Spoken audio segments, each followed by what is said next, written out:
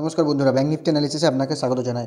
Bank নিফটির আমরা final closing যেটা পেয়েছি আজকে সেটা হচ্ছে 50,860। যদি আমরা কার্গল ক্যান্ডেলের ক্লোজিং দেখি সেখান থেকে আজকে আমরা -92 পয়েন্ট নিচে গিয়ে কিন্তু ক্লোজ দিয়েছে ব্যাঙ্ক নিফটি। দেখো, ব্যাঙ্ক নিফটির জন্য ইম্পর্টেন্ট যে সাপোর্টটা বলেছিলাম যে যেহেতু ব্যাঙ্ক নিফটি একটা রেঞ্জ করেছিল, ব্যাঙ্ক নিফটি প্লাস নিফটি একটা রেঞ্জের মধ্যেই চলছিল। দেখো, মার্কেট এই যে রেঞ্জটা করেছিল ব্যাঙ্ক নিফটি, এই রেঞ্জের মধ্যে কিন্তু মার্কেট চলছিল। মার্কেট কী করে, কাল ব্যাঙ্ক নিফটি রেঞ্জের নিচে ব্রেকডাউন করে, এবং রেঞ্জের নিচে ব্রেকডাউন করলে বলেছিলাম যে নেক্সট যে সাপোর্টটা বেরিয়ে আসবে সেটা হচ্ছে এই যে রেড ক্যান্ডেল। এই রেড ক্যান্ডেলের লো কিন্তু সাপোর্ট হিসেবে কাজ করবে।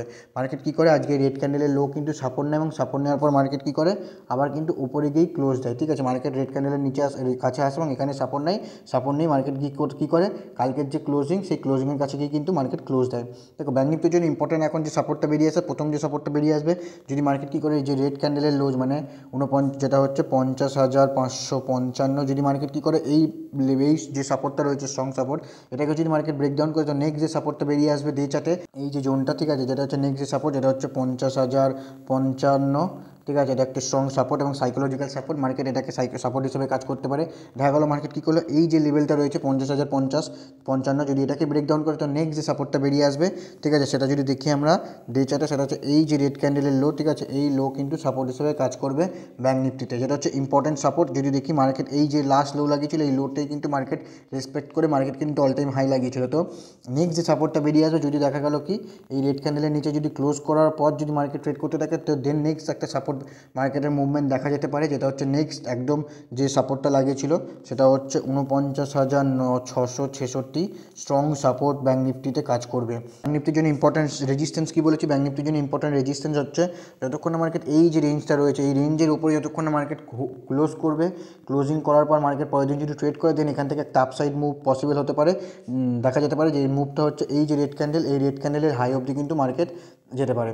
ঠিক আছে, যদি দেখি সেটা হচ্ছে 52,055, হচ্ছে স্ট্রং রেজিস্ট্যান্স হিসেবে কাজ করবে। যদি কী করে মার্কেট এই যে রেঞ্জটা বানিয়েছে, রেঞ্জের ওপরে কিন্তু মার্কেট যদি ক্লোজ করে এবং ক্লোজ করার পর যদি ট্রেড করতে থাকে, তো দেন এখানে একটা আপসাইড ভিউ পসিবল হতে পারে। এবং সাথে যদি দেখি এই গ্যাপটাও কিন্তু মার্কেট এই যে কাল কিন্তু এই গ্যাপটাও কিন্তু পূরণ করে, যদি আপসাইডে যাওয়ার হয় তো মার্কেট যে রেঞ্জ করেছে সেই রেঞ্জের ওপরে ব্রেকআউট করার পর যদি মার্কেট সাস্টেন করে, তো দেন এখান থেকে একটা আপসাইড ভিউ পসিবল হতে পারে। চলুন ব্যাঙ্ক নিফটির 15 মিনিটের চার্টটি দেখি পরের দিনের জন্য কেমন কি ট্রেড করতে পারে।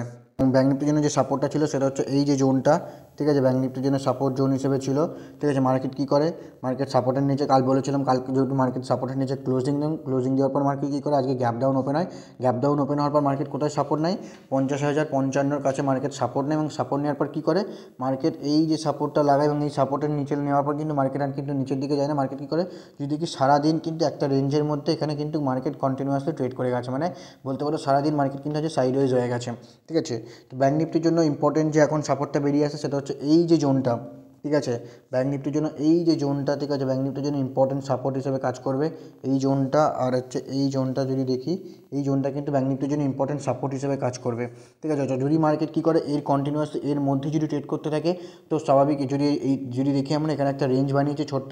ঠিক আছে, সেই রেঞ্জের মধ্যে যদি মার্কেট কন্টিনিউয়াসলি ট্রেড করতে থাকে, তো এখানে অ্যাভয়েড করাটাই বেটার, কারণ এই পজিশনে ট্রেড করা মানে মার্কেট কিন্তু না আপসাইডে বেরোবে না ডাউন সাইডে যাওয়ার চান্স থাকবে। মার্কেট যখনই কোনো এই রেঞ্জের মধ্যে সময় কাটানোর পর যদি আপসাইড ব্রেকআউট করে, যদি আপসাইড এই রেঞ্জের মধ্যে যদি থাকে, যদি সময় কাটানোর পর যদি আপসাইড ব্রেক করে, তো নেক্সট যে রেজিস্ট্যান্স বেরিয়ে আসতে পারে সেটা হচ্ছে এই যে রেজিস্ট্যান্স। ঠিক আছে, প্রথম রেজিস্ট্যান্স এখানে আসতে পারে, যেটা হচ্ছে 51,444, যেটা হচ্ছে 51,444 প্রথম একটা রেজিস্ট্যান্স নেবে মার্কেট।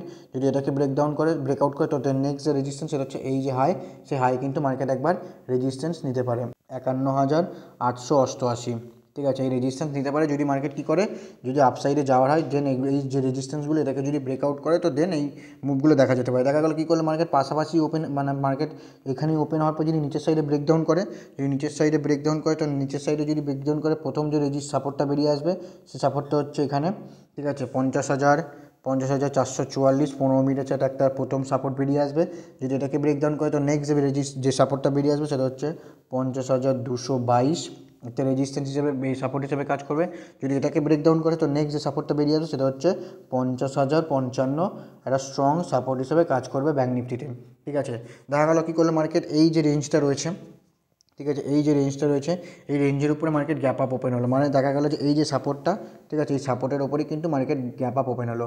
ঠিক আছে, এখন বর্তমানে একটা রেজিস্ট্যান্স, কিন্তু দেখা গেলো মার্কেট এর উপরে ওপেন হলো এবং ওপেন হওয়ার পর মার্কেট যদি কন্টিনিউয়াসলি ট্রেড করার পর যদি যে রেঞ্জকে যদি ব্রেকআউট করে উপর সাইডে, তো নেক্সট যে মুভ বললাম, এই প্রথম যে মুভ আসবে সেটা হচ্ছে এখানে 15 মিনিটের চার্টে, দেন নেক্সট যে মুভটা আসবে সেটা হচ্ছে এখানে। ঠিক আছে, আর যদি নিচে ডাউন সাইডে নিচের সাইডে ব্রেকডাউন করে আজকের যে কনসোলেট জোন সেটা একটা সাপোর্ট হিসেবে কাজ করবে। যদি এর নিচে ব্রেকডাউন করে তো নেক্সট যে সাপোর্টগুলো বললাম এই সাপোর্টগুলো কিন্তু ব্যাঙ্ক নিফটিতে দেখা যেতে পারে। ঠিক আছে, যদি ভিডিওটি ভালো লেগে থাকে অবশ্যই কমেন্টে জানাবেন। যারা এখনও আমাকে ইনস্টাগ্রামে ফেসবুকে ফলো করেন তারা অবশ্যই ফলো করেন। আর নতুন বছর সবাইকে অনেক অনেক শুভেচ্ছা অভিনন্দন। দেখা হচ্ছে পরের ভিডিওতে, ততক্ষণ ভালো থাকবেন, সুস্থ থাকবেন।